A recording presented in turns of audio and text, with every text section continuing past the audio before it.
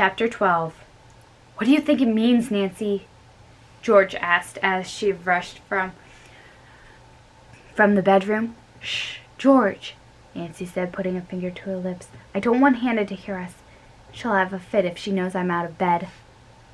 After silently sneaking down the stairs, Nancy opened the front door. She and George quietly slipped out of the house. Phew, okay. Excuse me, Nancy said. There are two possibilities. First, it was the kidnapper himself who called. And he's still inside the theater with Bess. That's not logical, George said as she opened the passenger door of the car for Nancy. Who would throw you onto his scent like that? Nancy thought for a moment. You're right. But the second possibility is that someone inside the theater knows more than we do but doesn't want to come forward. Like Brady, George said excitedly. Or Deirdre. That could be. I still haven't ruled out Simon Mueller. Still. Nancy said slowly. The caller said we hadn't considered all the possible suspects. That implies it isn't Simon. And it means we're missing something important. But what? I don't know, Nan. Whatever it is, we'd better find out soon. I told you they aren't here. The young woman in the city planning office of River Heights City Hall. The blueprints you want simply aren't here. The woman pursed her strawberry red lips and put her hands on her waist as she stared at Nancy and George. Nancy leaned across the narrow counter and tapped her fingers impatiently on the scuffed surface. Are you absolutely sure? Of course I'm sure. And I'm as upset about it as you are, she said offhandedly while examining the chipped polish on the nail of her pinky. I doubt that, Nancy muttered under her breath to George. I trust that man with those prints, and now look what's happened, the young woman said, with a bored pout. What man? Nancy exclaimed. Just some guy. He came in a few days ago and asked to see the blueprints. Then he asked permission to take them down the hall to photocopy them. Our photocopier was broken, so I let him take them. He brought the envelope back later and left it on the counter. Like a dummy, I filed it without looking inside. Apparently, he took them with him. She patted her carefully styled blonde hair. And he seemed so honest, too. What did he look like?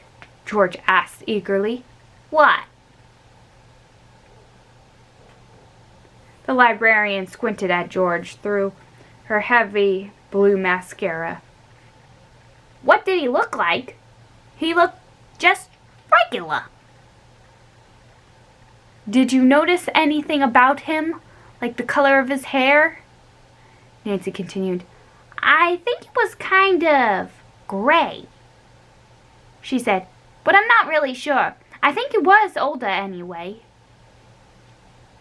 Nancy was going to push for distinguishing features, but she realized there was no point. The woman seemed to care more about her own appearance than anyone else's.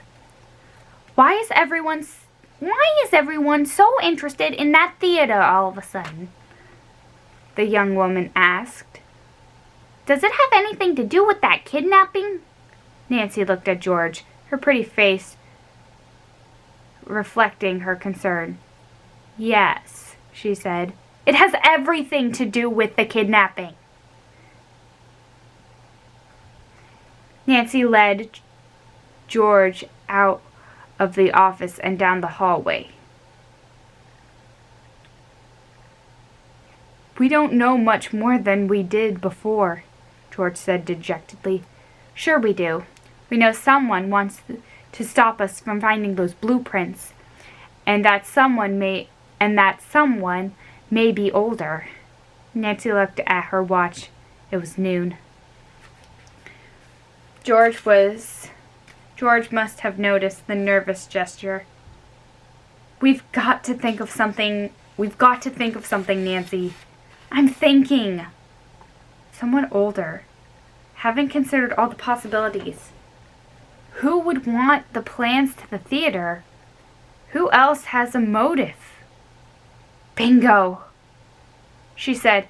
I can't believe we didn't think of it before. Nancy, George said, grabbing her friend's arm. Would you care to let me in on it? Nicholas Falcone. Nancy let the word... Louis Falcone. Nancy let the words sink in. Nicholas Falcone's grandfather? We've never considered him as a suspect. But what if he's behind all this? It would make sense. There's no way he'd want that theater torn down, and he probably knows that building's better than anyone. It was all falling into place. But Nancy, there's no time to waste.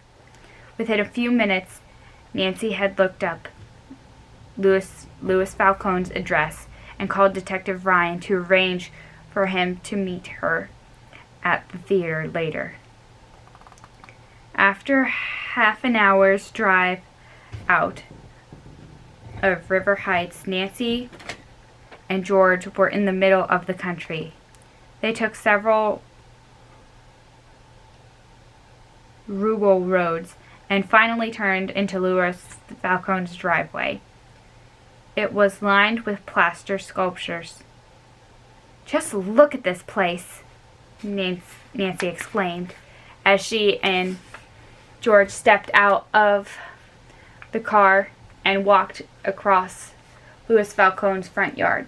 Have you ever seen anything like it?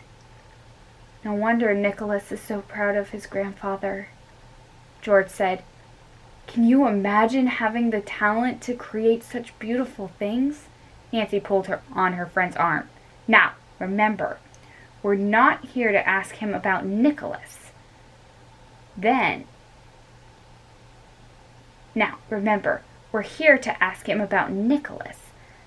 we'll see if he reveals anything suspicious. I hate the idea of tricking him like that, Nancy, George said, shaking her head. It's the only way, George. Trust me. Besides, it's all for a good cause. If we don't figure this out soon, Bess is... I know, Nancy, George said. You don't have to tell me. Together the girls strolled up the stone walkway to the door of the small cottage. In answer to their knock, the door opened, and the girls found themselves face to face with one of the handsomest older men that either of them had ever met. Louis Falcone was tall, with a dark complexion like his grandson. He had a full head of snowy white hair and piercing blue eyes. Yes? He asked. His voice was rich and deep. Mr. Louis Falcone? Nancy asked, though she was sure she had found Nicholas's grandfather. He nodded his silver head. I am. And who are you? I'm Nancy Drew, and this is George Frayne. We're investigating the disappearance of our friend, Bess Marvin. You may have heard about it. Oh, yes, of course. The guarded look crossed his handsome features. My grandson told me all about you. How can I help you? Could we possibly come in, Mr. Falcone? There are a few questions we'd like to ask you, if you don't mind. Certainly, come in. Please come in. He ushered them into his home, which was as charming and quaint inside as outside. Carved animals of all species adorned his mantel. On the coffee table was the figure of a young man sitting on a tree stump, his elbows on his knees, his chin resting on his hands. He looked very thoughtful and serious. "What a wonderful sculpture," George said. "It's Nicholas, isn't it? It's Nicholas, isn't it?" Mr. Falcone nodded. I think you really caught his personality," she remarked. Mr. Falcone studied the piece as though seeing it for the first time. "Yes, I was pleased with it. Nicholas is such a serious, tense boy. Always has been." It sounded funny to Nancy to hear Nicholas referred to as a boy when he was at least 23 years old. She supposed that to his grandfather he would always be a child. So have you heard any news about your kidnapped friend?" he asked, motioning for them to take a seat on the sofa. "No, unfortunately not," Nancy said. And I'm now one of the suspects on your list," he said, looking at Nancy. Nicholas's grandfather had guessed why they were there. She decided to be honest. "Your feelings about the upcoming demolition are a matter of public record," she said, "and none of us can blame you for wanting to preserve your father's and your art." Louis Falcone said nothing for a long moment. He only walked over to a small table and picked up a chunk of wood that he had apparently been carving. Walking over to the girls, he showed them the piece. "Do you see this?" he asked. "This is just a bit of barraquin carving, a shell. It's only a fancy little curlicue. I've been carving on it for 2 hours like this." He took a sharp knife from his pocket, pressed the tip to the wood, and scooped out a small bit of wood. "When I'm finished with this carving," he said, "I'm going to use it to make a mold. From the mold, I can cast dozens of these shells in plaster. Then I paint them gold and silver. Mixed with other shapes, I can create those ornate borders that you see all over the theater." He walked back to the table and laid down the wood and chisel. "I began learning my craft back in Italy when I was only 6 years old. By the time I was 14, I was here in the United States working as a master craftsman." "You have a wonderful talent, Mr. Falcone," George said sincerely. "Yes, I have," he said without pretending to be humble. "But a man only creates a few truly beautiful things in his life. That theater was one of my father's and my contributions to this world. I spent a long time creating the Royal Palladium. I don't want to see it destroyed in one day." "I don't blame you," Nancy said, then asked him pointedly, "Did you kidnap my friend, Mr. Falcone?" She returned her steady gaze as he said, "No, Miss Drew, I didn't." Nancy swallowed hard. George glanced at Falcone, then gave Nancy a sad and disappointed look. "Do you believe me, Miss Drew?" he asked with a half-smile. "I think you and your grandson would do almost anything to preserve that building," Nancy said, baiting him. Carefully watching his reaction, she saw his eyes flash with anger and determination. "You're right, Miss Drew. We would.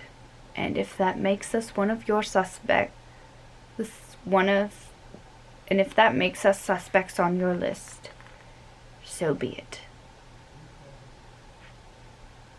He stared at her with such intensity that Nancy found herself having to glance away. Her gaze swept Mr. Falcone's studio, and a photograph hanging among others on the wall caught her attention. She stood up and walked over to the wall. "This is a picture of you, Nicholas, and Joseph Hughes," she observed. "I didn't know that you were friends." "I've known Joseph for years," he said. "He's a good man." "Do you think Joseph is capable of kidnapping?" Nancy asked him. "Joseph is a very capable man," he said without hesitation. "He has